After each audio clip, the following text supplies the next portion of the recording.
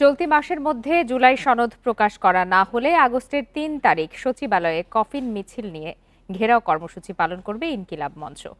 বিকালে জুলাই সনদের দাবিতে কাকরাইল মোড়ে অবস্থান নিয়ে এই ঘোষণা দেন ইনকিলাব মঞ্চের মুখপাত্র শরীফ ওসমান হাদি। এর আগে বিকালে রাজধানীর শাহবাগে সমাবেশ করে ইনকিলাব মঞ্চ। বান্ডেল থাকলে প্রতি সেনমানিতে টাকা বাঁচবে। বিকাশ সেনমানি বান্ডেল কিনে জিতুন প্রতি লেনদেনে। এতে অংশগ্রহণ করেন জুলাই যোদ্ধা সহ আহত ও শহীদ পরিবারের সদস্যরা। এ সময় তারা বলেন, রাজনৈতিক কোনো দলের কারণে জুলাই গণঅভ্যুত্থান হয়নি। এমনকি অন্তর্বর্তী সরকারের কাছেও জুলাই সনদ নিয়ে স্পষ্ট কোনো বার্তা না পাওয়ায় দুঃখ প্রকাশ করেন তারা। সংক্ষিপ্ত সমাবেশ শেষে ফরেন সার্ভিস একাডেমির উদ্দেশ্যে লাল মার্চ শুরু করেন ইনকিলাব মঞ্চের নেতাকর্মীরা।